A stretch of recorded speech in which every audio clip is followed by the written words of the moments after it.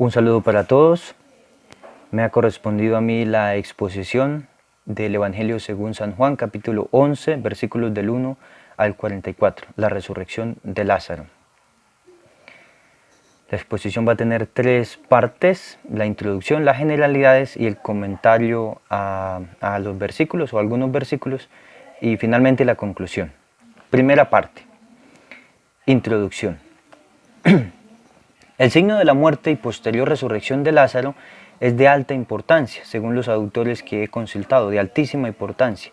Algunos afirman que es el signo más importante narrado por San Juan. ¿Por qué? Porque constituye el preludio de la muerte y la resurrección del mismo Jesús. Lo califican como un signo portentoso, y el último de todos y el mayor de los 7 narrados por el evangelista. Este relato, además de eso, sirve de preámbulo a la historia de la pasión de Jesús, porque la resurrección de Lázaro, como vamos a ver, es el motivo directo de la condena a muerte por parte de los judíos hacia Jesús. La majestuosidad del signo radica en que no se trata de la curación de un enfermo, como la mayoría de los pasajes o milagros o signos narrados en los evangelios, sino de la resurrección de un muerto que lleva 4 días en la tumba y que ya huele mal, como dice el texto. En San Juan esto tiene una altísima significación teológica que aplica al plano terrenal y a la vez al plano espiritual. A continuación entonces cada una de las partes. Primero, generalidades. El problema de la inexistencia del relato en los sinópticos. Primer punto, el problema de que el pasaje de la resurrección de Lázaro no se encuentra narrado en ninguno de los sinópticos. Esto lo tomé de Carrillo Alday. Alday se pregunta cómo, siendo este un signo tan importante, ¿por qué no se encuentra en los sinópticos? Se sabe que la tradición sinóptica ignora completamente este prodigio porque no se narra nada. No obstante, los sinópticos conocen la existencia de Marta y de María, y de ella se habla en Lucas 10:38. Sin embargo, no se narra este signo o este milagro. Alday postula algunas soluciones al problema. Descarta aquella que plantean otros autores, en la que se dice que la resurrección de Lázaro sería una narración ficticia y altamente teológica. Estos autores dicen que el signo de Lázaro es pura teología, pero no es nada histórico. Entonces, con eso solucionan el problema. Alday no está de acuerdo con eso y los descarta y sigue buscando una solución. Enfatiza en que el estilo de Juan es teologizar sobre las obras realizadas por Jesús. Esto también ya lo habíamos visto en la introducción. El Evangelio de San Juan aporta historia, pero a la vez aporta mucha teología. Eso lo enfatiza San Juan. Y dice que las obras en San Juan no son solamente hechos, sino que encierran un sentido profundo que la transforma en signos que proyectan un mensaje. Entonces, sienta las bases para una solución. El Evangelio de San Juan, o los evangelios sinópticos más bien, presentan la condena de Jesús al final de su ministerio como una reacción a todo su ministerio. Los judíos en los sinópticos deciden matar a Jesús por todos los signos que Jesús ha hecho, o milagros en los sinópticos. De igual modo, Juan hace lo mismo. Al final del ministerio público de Jesús se decide la muerte por parte de los judíos, la muerte a Jesús, pero San Juan aquí escoge un solo milagro. ¿Cuál milagro escoge San Juan? O un solo signo en el lenguaje de San Juan. Este signo es el de la resurrección de Lázaro. Se queda con la resurrección de Lázaro porque es una síntesis de todo su mensaje. Jesús, en el capítulo 10, versículo 10, dice que ha venido a dar vida al mundo. Precisamente cuando Jesús da vida a un muerto, Juan da por concluido el ministerio público y pone en boca de los judíos la decisión de matar a Jesús. La resurrección de Lázaro entonces procede de una tradición antigua, pero su relación con la muerte de Jesús es una obra teológica de San Juan. En conclusión entonces al problema, la resurrección de Lázaro es preludio de la decisión de matar a Jesús. Y esto es obra del ingenio joánico. Esto explica por qué la tradición sinóptica no tiene el milagro y no hace tal conexión. Y también, pues, por qué no se halla en los sinópticos. El milagro procede de tradiciones anteriores a San Juan, pero más tarde él lo toma, lo teologizó y lo inserta al final del ministerio público de Jesús y lo hace coincidir con la decisión de matarlo. Entonces, en conclusión, tiene historia, pero al mismo tiempo tiene mucha teología y decoro del evangelista San Juan. Segundo punto de la generalidad es el motivo de la resurrección de los muertos. Los autores que he citado señalan que la Biblia tiene varias narraciones de resurrección de muertos, como es, por ejemplo, en el Antiguo Testamento se narra las resurrecciones realizadas por Elías en 1 Reyes 17:17, por Eliseo en 2 Reyes 4:29, y los evangelios tienen tres narraciones de resurrecciones. La hija del archisinagogo o la hija de Jairo, la hija de la viuda de Naín y la de Lázaro, la que tenemos en cuestión. San Agustín comenta estas tres resurrecciones en el Tratado 49 sobre el Evangelio de San Juan de la siguiente manera.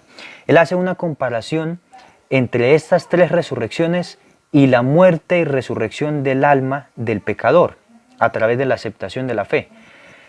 Hace la siguiente comparación. Dice que estas tres resurrecciones encierran un misterio.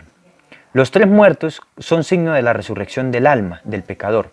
El proceso analizado por San Agustín es el siguiente. La hija de Jairo, comenta San Agustín, fue resucitada en cuerpo presente cuando aún estaba muerta en su casa. Recordemos que si buscamos está en Marcos 5:22. Jesús la toma de la mano y le dice levántate, y la niña se levanta. Según San Agustín, esto es signo de la muerte y resurrección del pecador cuando el pecado está dentro de la persona, pero no se ha vuelto a acción. Cuando el pecado está en mi corazón y en mi mente, ya en cierto sentido estoy muerto. Y de eso es signo esta niña. Pero sin embargo Jesús la resucita. Quiere decir que Jesús nos da la vida también a este tipo de pecado. El hijo de la viuda de Naín es resucitado en las puertas de la ciudad, cuando apenas lo llevan a enterrar y ya lo llevan en el féretro. Según San Agustín, esto es signo del pecado que pasó ya de lo externo al acto. Y sin embargo Jesús nos resucita de eso. Por eso el muerto lo llevaban ya a enterrar. El tercer género de muerte es el significado por Lázaro. Lázaro ya estaba en el sepulcro y llevaba 4 días muerto y olía mal. Y esto para San Agustín es signo del hábito perverso de pecar. Cuando el alma del cristiano se habitúa a pecar, ya hiede, dice San Agustín, ya lleva 4 días muerto, ya apesta. Sin embargo, Jesús es capaz de resucitar a Lázaro para decir que también de un género de pecado como este, donde no solamente pasó del interior al exterior, sino que se convirtió en un hábito y ya uno está espiritualmente muerto, aquí Jesús también resucita a Lázaro para decir que Jesús es capaz de resucitarnos de todo pecado. Bueno, esto era el comentario que hace San Agustín. El motivo es el de la resurrección de los muertos. También, por ejemplo, en los Hechos de los Apóstoles, capítulo 9, se narra que Pedro resucitó a una mujer de nombre Tabitá, que era una discípula muy generosa. Y en Hechos 27 se narra la resurrección de un joven en Tróade, Eutico se llamaba, que cae de un tercer piso mientras Pablo predica y Pablo baja y lo resucita. Entonces, el motivo teológico aquí, según Blanc Joseph, tanto en la resurrección de Lázaro como en la resurrección de muertos en los evangelios por parte de Jesús, es mostrar a Jesús como el dueño de la vida y vencedor de la muerte. La resurrección ya constituye una participación en la vida de la resurrección futura. Este era el segundo punto de las generalidades. Tercer punto, terminamos las generalidades, seguimos con el análisis exegético-teológico de algunos versículos. Análisis de algunos versículos. Yo tomé la división de estos 44 versículos de Blanc Joseph, ahí la van a encontrar en el trabajo que les voy a pasar, y voy a ir leyendo cada pasaje y comentando cada versículo. La noticia de la enfermedad de Lázaro, esto va de los versículos 1 al 3. Dice el texto, había un enfermo llamado Lázaro de Betania, pueblo de María y de su hermana Marta. María era la que ungió al Señor con perfumes y le secó los pies con sus cabellos. Su hermano Lázaro era el enfermo. Las hermanas enviaron a decir a Jesús: Señor, aquel a quien tú quieres está enfermo. Versículo 1 menciona a Lázaro. El nombre es Lazar o Lázar, que es una forma abreviada de Eleazar. La inscripción o las inscripciones en los osarios halladas en las excavaciones demuestran que el nombre de Eleazar era frecuente en la época del Nuevo Testamento. Brown señala que este individuo no aparece en Marcos, Mateo y Lucas, pero el hecho de que su nombre signifique Dios ayuda no significa que no haya tenido existencia histórica. Existió, pero aunque no se mencione en la tradición sinóptica, no significa que no haya existido. Lázaro es sin duda distinto al que se narra en la parábola del rico Epulón, en Lucas 16. Allí también se narra un pobre Lázaro. Es distinto. María, segundo versículo, María es la que ungió al Señor con perfumes, dice el texto. Según los autores que encontré, este versículo es un paréntesis. Marta y María son mencionadas en Lucas 10:38. Es la única mención en la tradición sinóptica. María se identifica aquí con la mujer que ungió los pies del Señor. Este hecho se narra en Mateo 26:6 y Lucas 14:6. Allí se narra que llegó una mujer y le ungió los pies al Señor y se los secó con el cabello, pero no se dice cuál mujer, no se dice el nombre. Juan 12:1-8 menciona el mismo pasaje, que una mujer vino, le ungió los pies al Señor y se los secó con los cabellos, pero allí sí se dice el nombre, que era la hermana de Lázaro. Por eso sabemos que esta mujer es la hermana de Lázaro. ¿Por qué se decía que es un paréntesis? Porque estamos en el capítulo 11, donde se narra la resurrección de Lázaro. Y dice el texto, María era la que ungió los pies del Señor. Y eso se va a narrar a la altura del capítulo 12. Todavía no se ha narrado en la cronología joánica. Por eso es un paréntesis insertado posteriormente. Porque dice algo que todavía no ha narrado el Evangelio. Versículo 3. Señor, aquel a quien tú quieres está enfermo. Es lo que las hermanas le mandan decir a Jesús. Se destaca el término Kyrios, que se refiere a Dios. Aquí no se usa el término despotes o déspotes, que según la explicación de Cohen L., un diccionario, se usa cuando a quien se refiere es dueño de un terreno, cabeza de familia, cuando se refiere al dominio público de algo, al dueño, al amo, al administrador. Aquí se utiliza Kyrios y el significado es que quien lo pronuncia tiene fe. Las hermanas creen en Jesús. Hay una referencia, a quien tú quieres, le dicen las hermanas a Jesús. Evoca el profundo afecto que tenía Jesús por estos tres hermanos. Después el versículo 5 va a decir que Jesús amaba a Marta, a su hermana y a Lázaro. ¿Qué destacamos de este versículo? Que las hermanas no piden el milagro, ni siquiera piden que venga a verlo, porque están llenas de confianza en que con solo saber va a venir. Autores citados dicen que esta actitud se parece a la de la madre de Jesús, que se abstiene a pedir el milagro allá en las bodas de Caná. Solamente dice no tienen vino y no pide el milagro. Aquí ellas dicen Lázaro está enfermo, aquel a quien tú amas está enfermo. No piden el milagro porque tienen fe, tienen confianza. Precisamente eso quiere decir la expresión Señor, ¿no? Señor, denota fe y dan la razón, el mensaje.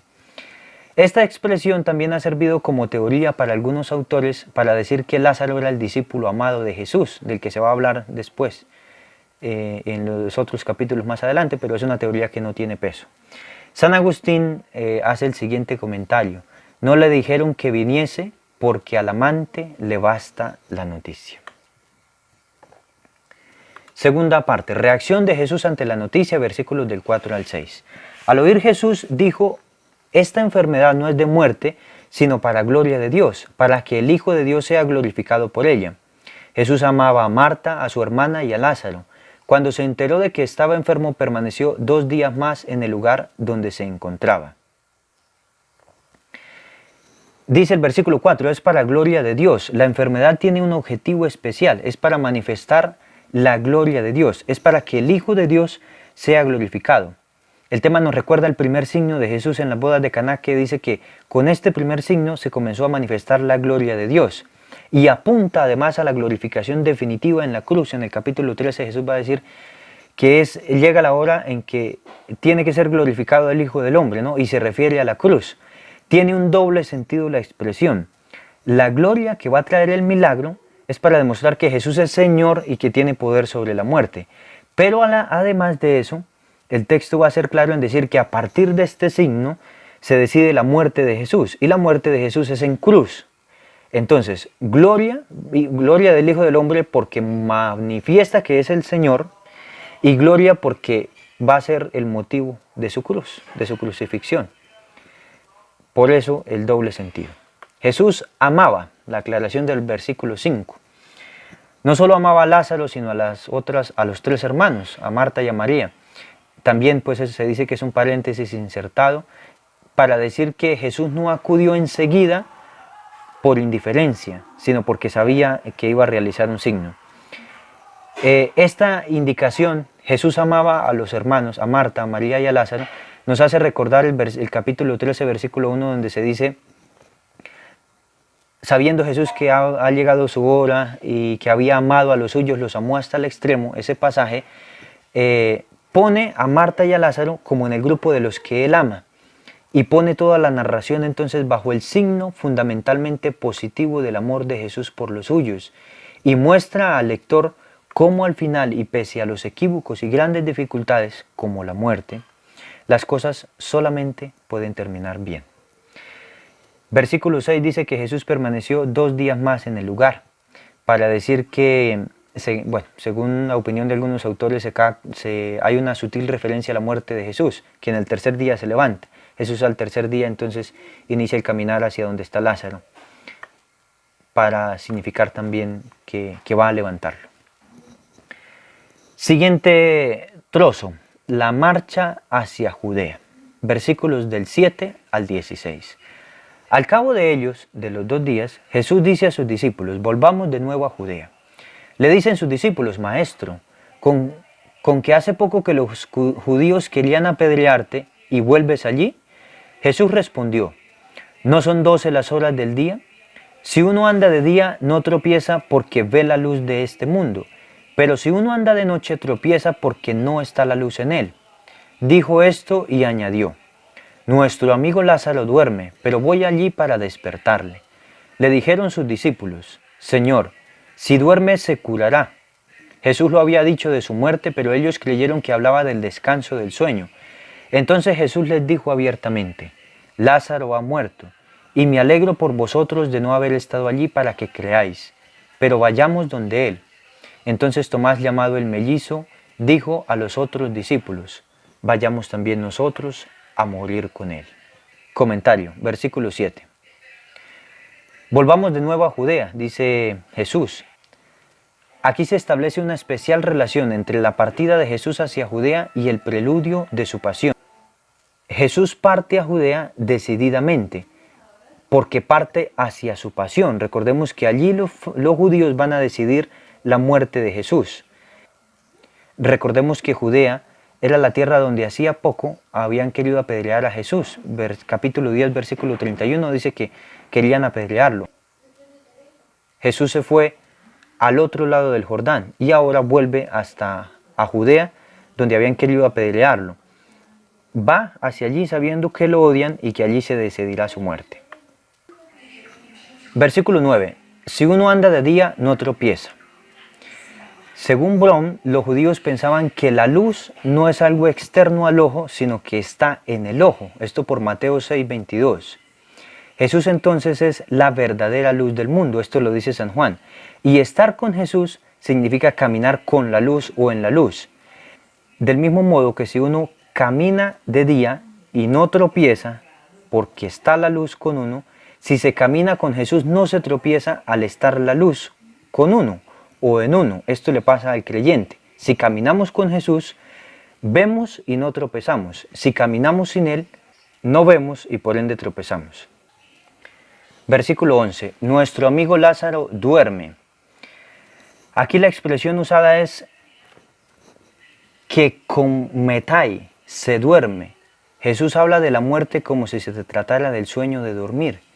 La expresión aquí es voluntariamente ambigua por parte de Jesús, dado que este término o esta expresión correspondiente significa a veces el dormirse y a veces el morir, como una dormición. Despertar o resucitar, del verbo exunizo, que se despierte, se relaciona aquí con el sustantivo exanástasis, resurrección, y este tiene relación con el verbo anístemi, levantar, y también con exanístemi, resucitar. Por eso aquí hay un doble sentido en esta expresión de Jesús. Para que creáis, dice Jesús en el versículo 14. Esta frase pone de manifiesto la finalidad del signo de Jesús. ¿Por qué lo realiza Jesús? Siempre será para que crean. Bueno, los autores consultados dicen que esta circunstancia servirá para acrecentar y hacer más sólida la fe de los discípulos en Jesús. Podríamos completar sus palabras así. Si hubiera Jesús estado presente, los discípulos habrían sido testigos solamente de la curación de un enfermo. Ahora, en cambio, presenciarán un prodigio inaudito, la resurrección de un muerto que ya lleva sepultado 4 días. Este será una ocasión para un poderoso robustecimiento de la fe.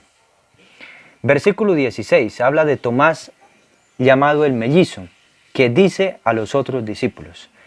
Este Tomás el mellizo es conocido en el Evangelio de San Juan. Es el del capítulo 20, versículo 24, que no cree en Jesús, el que quiere meter el dedo en la llaga. Además, hay un hecho interesante en este versículo. Tomás, llamado el mellizo, dijo a los otros discípulos que la expresión utilizada es sin matetais, es decir, con discípulos. Dice, Tomás dijo a los otros discípulos, o Tomás dijo a sus condiscípulos. Se utiliza sin matetais en lugar de matetai, que sería discípulos. Versículo 16. Vayamos también nosotros a morir. Es lo que pronuncia Tomás.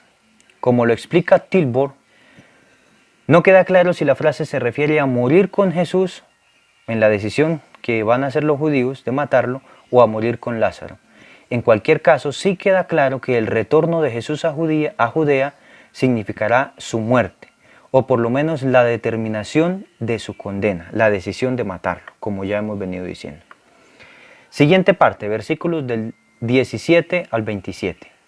Cuando llegó Jesús, se encontró con que Lázaro llevaba ya 4 días en el sepulcro. Betania estaba cerca de Jerusalén, como unos 15 estadios, y muchos judíos habían venido a la casa de Marta y María para consolarlas por su hermano. Cuando Marta supo que había venido Jesús, le salió al encuentro, mientras María permaneció en casa. Dijo María a Jesús, Señor, si hubieras estado aquí, no habría muerto mi hermano. Pero aún ahora yo sé que cuanto pidas a Dios, Dios te lo concederá. Le dice Jesús, tu hermano resucitará. Le respondió Marta, yo sé que resucitará en la resurrección del último día. Jesús le respondió, yo soy la resurrección. El que cree en mí, aunque muera, vivirá. Y todo el que vive y cree en mí, no morirá jamás. ¿Crees esto? Le dice ella, sí, Señor. Yo creo que tú eres el Cristo, el Hijo de Dios, el que iba a venir al mundo. Bueno, esta parte, según los autores que consulté, es el punto más alto y el corazón de todo el relato. Aquí se encuentra la mayor significación y carga teológica de todo el pasaje. Vamos a analizar algunos versículos. Versículo 17. Lázaro llevaba ya 4 días en el sepulcro. Lázaro se halla verdaderamente entre los muertos. Entre los rabinos se daba la opinión de que el alma rondaba durante 3 días en torno al cuerpo muerto y pasado ese plazo ya no cabía esperanza alguna de que el muerto resucitara. Estos datos tienen la intención de que el lector entienda y no dude de la muerte ya ocurrida de Lázaro. Lázaro está definitivamente muerto. También este versículo concluye que Lázaro murió, o se puede extraer la idea de que Lázaro murió inmediatamente después de que sus hermanas enviaran la razón a Jesús. 1 día de camino de quien llevó la razón, 2 días que Jesús permaneció en lugar y 1 día de camino de Jesús hacia Betania son los 4 días. Versículo 18, como a unos 15 estadios, dice que se encuentra Betania de Jerusalén. Son 3 kilómetros. Cerca de Jerusalén ahora se dispone todo para que Jesús suba a la pasión. Jesús va a hacer el milagro supremamente cerca de Jerusalén y después va a subir a Jerusalén a la pasión. Todo queda completamente dispuesto para que se lleve a cabo la pasión posteriormente. Jesús antes estaba al otro lado del Jordán y caminó hacia Betania. La cercanía con Jerusalén facilita la comprensión también, no solamente después de la pasión de Jesús, sino de la bajada de los judíos, porque más adelante el texto dice que muchos judíos habían bajado a consolar a las dos hermanas, y también, no solamente explica eso, sino que ellos vean el signo, porque hay muchos judíos, posteriormente entonces van a ver el signo, se van a llenar de rabia y van a decir la muerte del Señor. Versículo 19. Muchos judíos habían venido para consolarlas. Se señala que los judíos habían ido a darles el pésame, consolarlas, confortarlas. R. Brown dice que en un clima cálido, en que no es costumbre embalsamar los cadáveres, el sepelio tiene lugar el mismo día de la muerte. Esto significa que el velatorio o velorio que entre nosotros tiene lugar antes del sepelio, en aquellos países debía seguir después de la sepultura. Por eso cuando Jesús llega, Lázaro ya está enterrado y están en el velorio, en el duelo, porque al muerto había que enterrarlo apenas moría y después velarlo, lo contrario de lo que hacemos hoy. La costumbre de la condolencia, los rabinos la inculcaban con muchísima insistencia.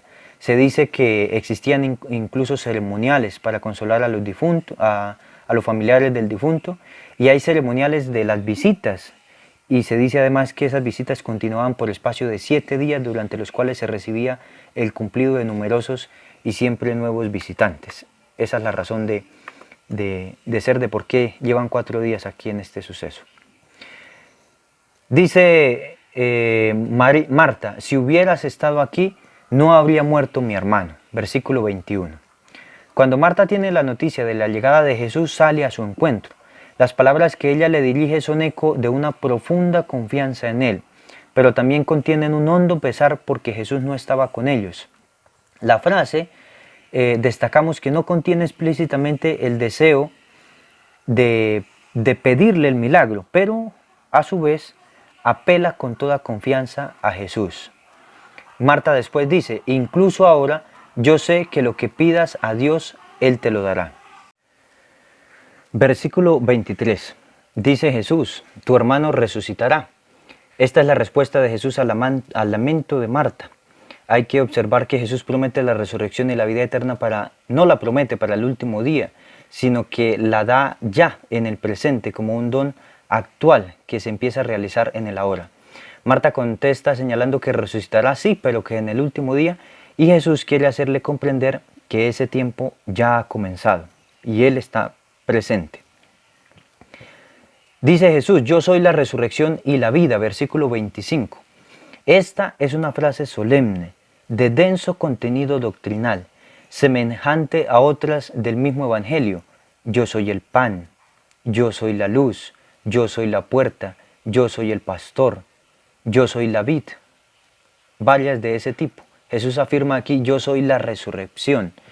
Donde Jesús se identifica en otros lugares, como había dicho, con la luz, con el pan, con el pastor, se añade la expresión y la vida. Dice el texto, yo soy la resurrección y la vida, pero esta expresión y la vida es omitida por el P45 y por algunas versiones latinas y a veces también por Orígenes y también por Cipriano. En todo caso, como lo expone Brown R., la omisión es más difícil de explicar que la adición, porque la adición y la vida encaja perfectamente y se halla en completa sintonía con el mensaje joánico, con el pensamiento joánico que ya desde el prólogo presenta a Jesús como la vida. Los autores consultados o Wickenhauser interpretan esta expresión de la siguiente manera. La frase no describe la naturaleza metafísica de Jesús, no dice que es Jesús, porque Jesús precisamente es Dios, sino que señala la importancia que Él tiene para el creyente. ¿Cuál es la importancia para el creyente? Que Jesús es la resurrección y la vida. Estos son en sí dones o bienes de orden escatológico, pero Cristo los dispensa a los fieles en el presente. Por eso le dice esta afirmación a Marta. La asociación de estos dos conceptos en una misma frase significa que el único medio de obtener la vida es la fe, porque Jesús enseguida le pregunta a Marta, ¿crees esto? Afirma, yo soy la resurrección de la vida, y le pregunta a Marta, ¿crees esto? Porque quien cree enseguida pasa de la muerte a la vida, y viceversa, quien no cree ha pasado ya de la vida a la muerte. San Agustín se contenta con comentar este pasaje con una sencilla expresión: es la resurrección porque es la vida. Para Blanc J, lo que los judíos esperaban a futuro, Jesucristo lo da en el presente. Resurrección y vida y fe que Jesús le requiere a la hermana de Lázaro son palabras clave aquí y son predicados escatológicos que en Jesús se encarnan y se hacen presente en el ya y en el ahora, de tal modo que la fe dirigida a Él como una entera comunión incluye a la vez que yo, en tanto que creo en Jesús, ya participo en su resurrección y en su vida. Otro aspecto que se debe resaltar es que de Jesús como resurrección y la vida es que la afirmación incluye una promesa, porque aunque a ningún hombre, ni siquiera al creyente, se le ahorrará el trance de morir, como personalmente no se le ahorró tampoco a Jesús, de ahí que la muerte humano-terrena representa una tentación permanente, más aún la tentación definitiva para la fe. Es una experiencia tenebrosa, opresiva y sin salida. O sea, frente a esta amenaza para la vida, frente a esta opresión que genera miedo, se halla la promesa de Jesús. Aunque haya muerto, vivirá. El creyente, aunque muera, tendrá vida en Jesús. Y hay una promesa aquí. Versículo 27 es la respuesta de Marta. Yo creo que tú eres el Cristo, el Hijo de Dios, el que iba a venir al mundo. En opinión de Carrillo Alday, Marta realiza aquí una profesión de fe en Jesús espectacular, que tiene tres títulos: Cristo, Mesías y el que iba a venir. Es lo que dice Marta: yo creo que tú eres el Cristo, el Hijo de Dios, el que iba a venir al mundo. Marta profesa todo lo que el Evangelio de Juan quiere que creamos de Jesús. Recordemos que al final del Evangelio de San Juan 20:31 dice que 20:31, perdón, se dice que estas señales han sido escritas para que creáis que Jesús es el Cristo, el Hijo de Dios. Es lo que dice aquí precisamente Marta. Yo creo que tú eres el Cristo, el Mesías, el que iba a venir. En la profesión de fe de Marta entonces se encuentra la síntesis del Evangelio de San Juan. Siguiente parte. Versículos 28 al 37. Dicho esto, fue a llamar a su hermana María y le dijo al oído: el maestro está ahí y te llama. Ella, en cuanto oyó, se levantó rápidamente y se fue a donde él. Jesús todavía no había llegado al pueblo, sino que seguía en el lugar donde Marta lo había encontrado. Los discípulos que estaban con María en casa consolándola, al ver que los judíos que estaban con María en casa consolándola, al ver que se levantaba rápidamente y salía, la siguieron pensando que iba al sepulcro a llorar allí. Cuando María llegó a donde estaba Jesús, al verle cayó a sus pies y le dijo: Señor, si hubieras estado aquí, no habría muerto mi hermano.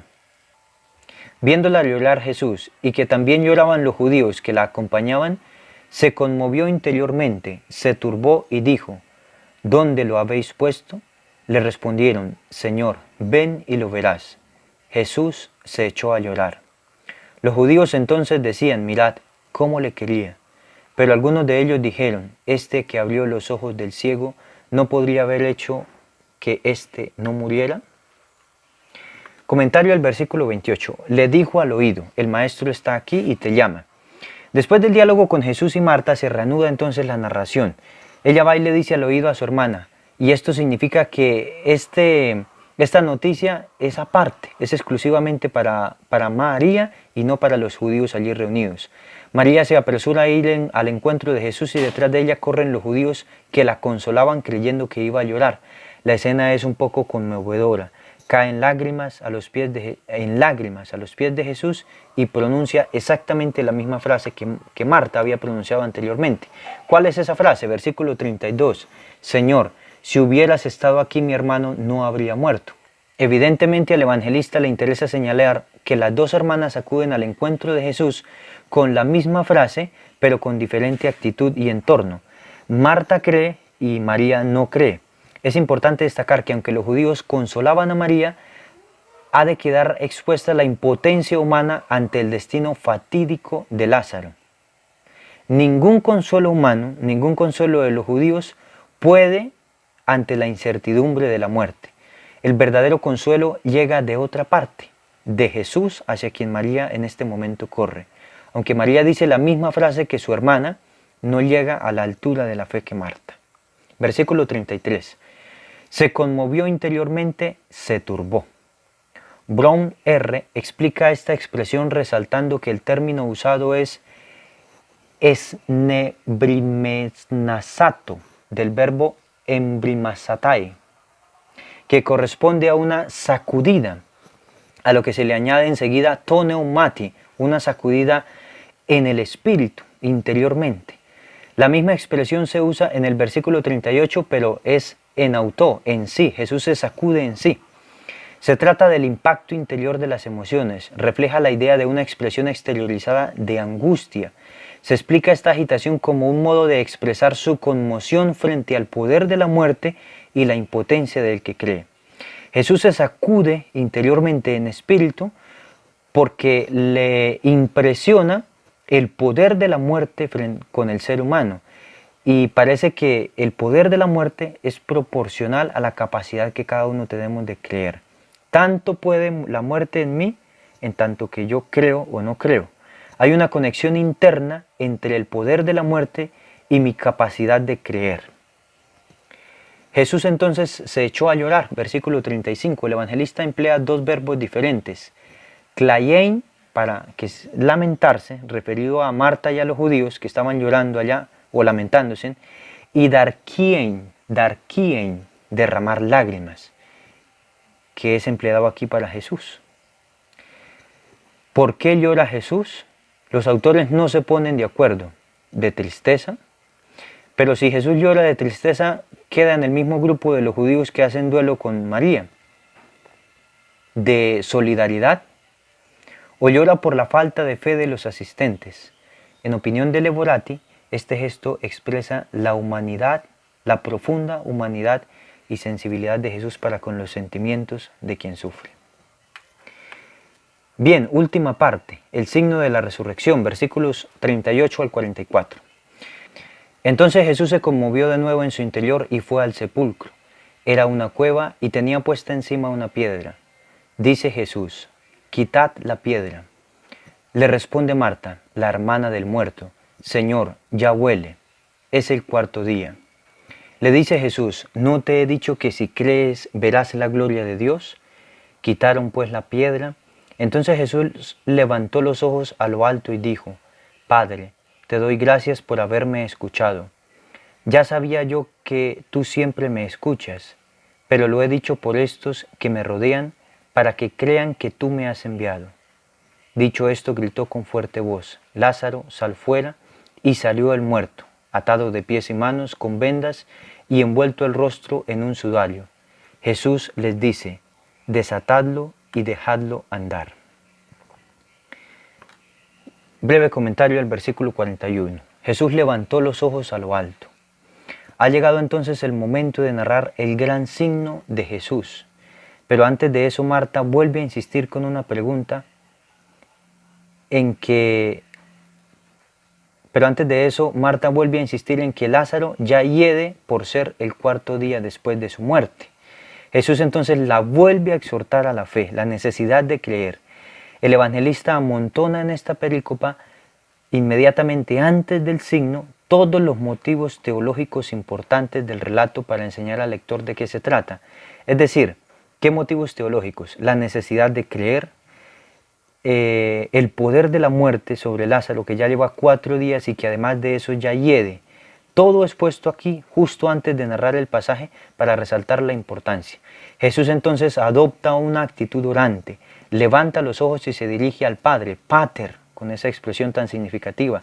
Se trata aquí de un diálogo, pero Jesús no ora aquí para sí. Es de destacar que al orar siempre es una impetración a favor de los discípulos, de los creyentes, del pueblo.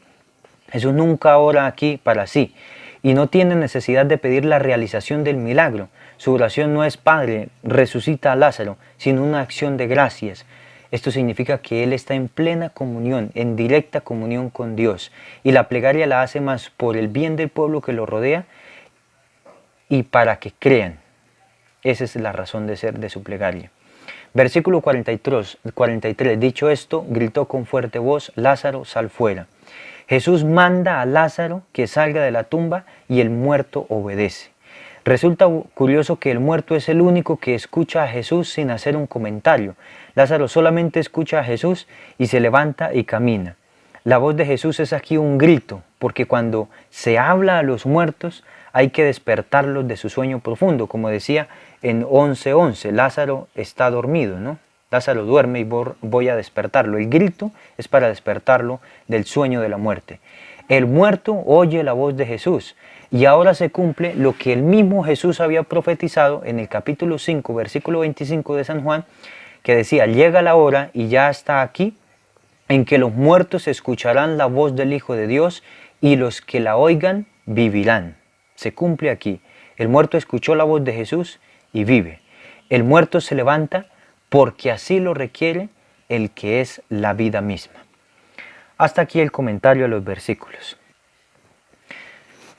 Muy bien, ahora las conclusiones. Conclusiones personales. Una de las primeras y más notables consecuencias del pecado es la muerte. Desde el jardín del Edén, Dios le dice al hombre, no comas del árbol de la ciencia del bien y del mal, de lo contrario morirás sin remedio. Y después del pecado se dicta la sentencia, polvo eres y al polvo volverás, Génesis 3:19. La muerte es una consecuencia inevitable del obrar del hombre, una consecuencia inevitable del pecado. La muerte es un mal que el hombre alcanza, pero no es querida por Dios. Ningún ser humano, por más que viva 70, 90 años, 100 o más, puede escapar al destino mortal de la muerte. La muerte es la mayor amenaza para el hombre porque atenta contra la vida misma. Solo Jesús, que es el Salvador, puede mostrarse como el gran vencedor del poder de la muerte. El signo de la resurrección de Lázaro nos demuestra que Jesús es el dueño de la vida y por ello es más fuerte que la misma muerte. Del mismo modo, Jesús vence a la muerte y exige a los discípulos la certeza de la fe. A Marta le decía, ¿crees esto? ¿No te he dicho que si creerás verás la vida eterna? Es decir, es necesario la fe, es necesario creer en Él para vencer la muerte. Quien es discípulo de Jesús por la fe, en cierto sentido ya ha vencido la muerte, porque creer en Jesús, creer en el que vence la muerte, es ya comenzar a vencerla. Por eso Jesús le exigía esto a las hermanas de Lázaro. ¿Crees esto? Es la pregunta. Este evangelio es para mí un mensaje de vida, un mensaje de triunfo sobre la muerte, un mensaje de que la vida triunfa sobre la muerte. Y muy acorde hoy, un mensaje de vida en medio de una pandemia que amenaza con la muerte. Muchas gracias.